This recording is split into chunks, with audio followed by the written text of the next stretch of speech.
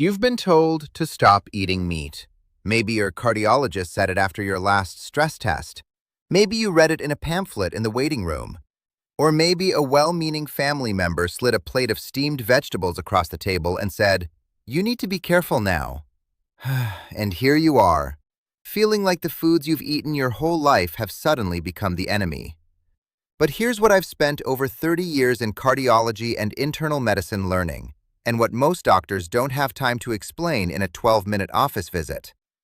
The problem was never meat. The problem was never understanding how to eat it.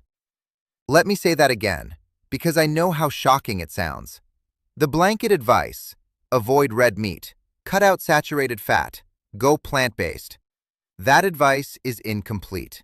And for many people over 60, it is actively making things worse. A landmark 2020 meta-analysis published in the Journal of the American College of Cardiology analyzed data from over 1.2 million people across 36 studies.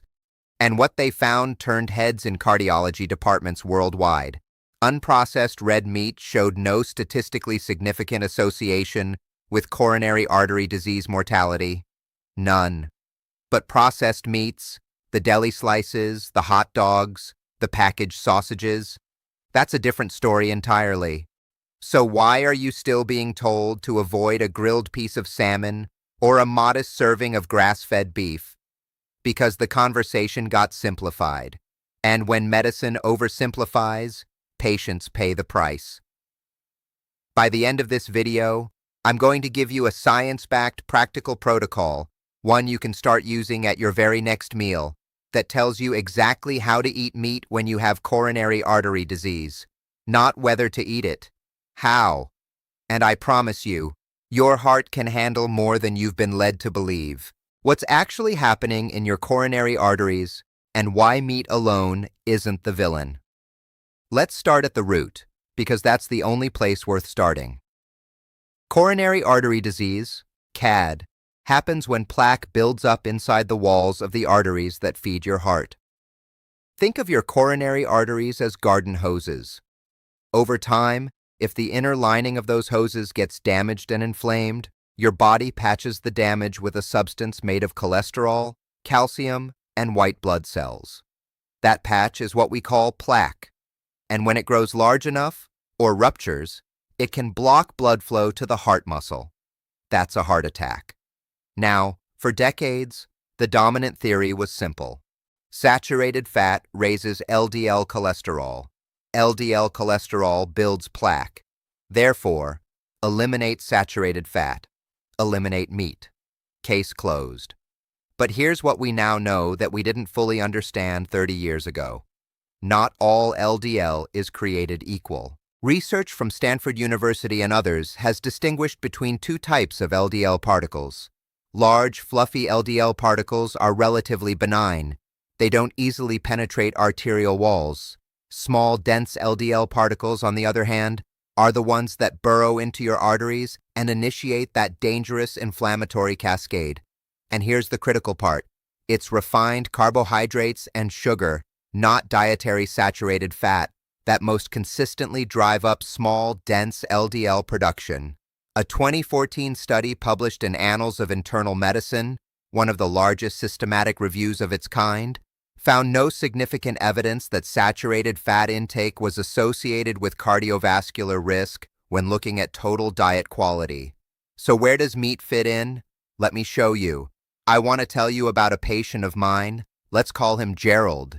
Gerald was 68 years old when he came to see me after his second cardiac catheterization. He'd had a stent placed 2 years earlier, was on a full medication regimen, and was doing everything right. Or so he thought. He'd cut out red meat entirely. He was eating deli turkey sandwiches every day for lunch, low-fat yogurt, crackers, fruit juice instead of soda. When I looked at his blood work, his triglycerides were through the roof. His small LDL fraction was elevated. His inflammatory markers, specifically his C-reactive protein, were high. His cardiovascular risk had barely budged. The problem wasn't what Gerald had added to his diet. It was what he was still eating, without realizing the damage it caused. Processed meat is fundamentally different from unprocessed meat. This is not a minor distinction. It is the entire distinction. Processed meats, bacon, deli meats, hot dogs, sausages, pepperoni, are loaded with sodium nitrates, high levels of sodium, and advanced glycation end products, or AGEs.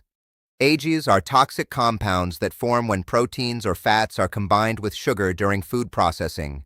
They accelerate arterial stiffness, promote oxidative stress, and drive the very inflammation that cracks open vulnerable plaques. A Harvard School of Public Health study that followed over 37,000 men found that each daily serving of processed meat was associated with a 42% higher risk of heart failure, compared to just 19% for unprocessed red meat, which in further analyses showed no independent risk when other dietary factors were controlled for. Gerald wasn't eating too much meat. He was eating the wrong kind. Once we removed processed meats, corrected his carbohydrate intake, and reintroduced small amounts of unprocessed, high-quality protein, his CRP dropped by nearly 40% within 90 days. His energy came back.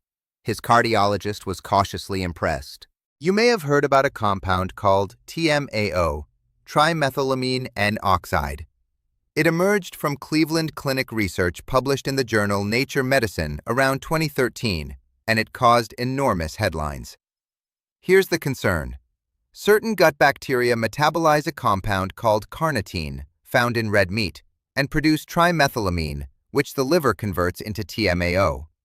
Elevated blood TMAO levels were associated in some studies with increased cardiovascular risk.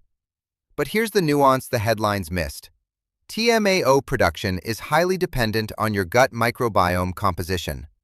People who rarely eat red meat and then consume it occasionally actually produce more TMAO than habitual red meat eaters whose gut bacteria have adapted. And people who eat a Mediterranean-style diet rich in fiber and plant diversity produce significantly less TMAO from the same amount of meat than people on a highly processed Western diet. In other words, the problem isn't the carnitine. The problem is the gut environment that processes it.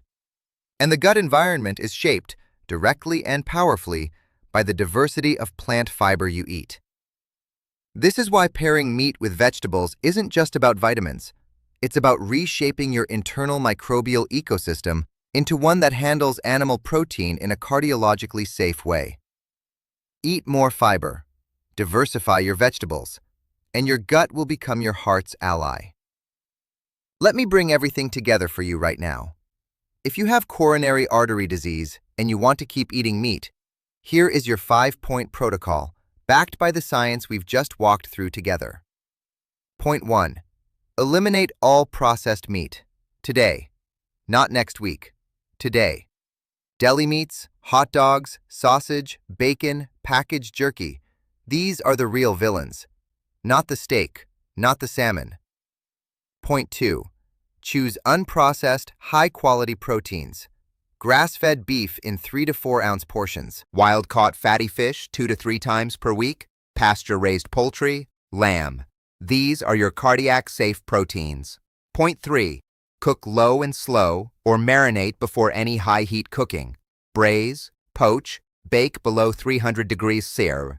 If you grill, use an acid-based marinade for at least 30 minutes first. Avoid charring at all costs. Point 4. Build the plate correctly. Half your plate should be colorful vegetables and leafy greens. Use extra virgin olive oil generously. Add garlic, turmeric, rosemary. These aren't garnishes. They are active cardiovascular medicine. Point 5. Feed your gut. High-fiber vegetables, legumes, and diverse plant foods reshape your microbiome so that the carnitine in your meat gets metabolized safely. Your gut bacteria determine how your heart responds to what you eat. I want you to hear something important before you close this video. Your body has not given up on you.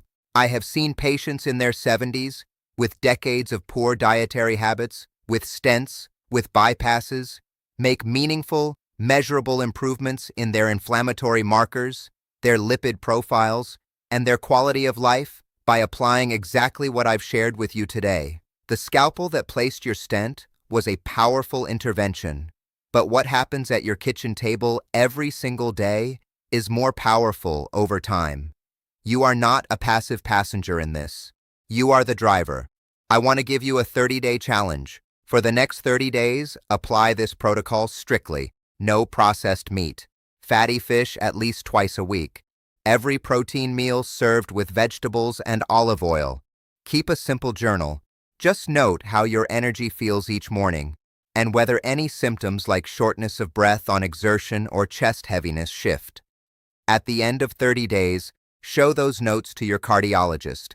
Let the blood work tell the story, and is based on peer-reviewed scientific research. It does not replace personalized medical advice. If you have coronary artery disease, always discuss any dietary changes with your treating physician or a registered cardiac dietitian before making modifications to your plan. Now I want to hear from you. Of the 5 points in today's protocol, which one surprised you most, and which one are you going to implement first? Write it in the comments below. I read every single one. And if you know someone who has been told to avoid all meat after a heart diagnosis, please share this video with them, because they deserve the full picture, not just the simplified one.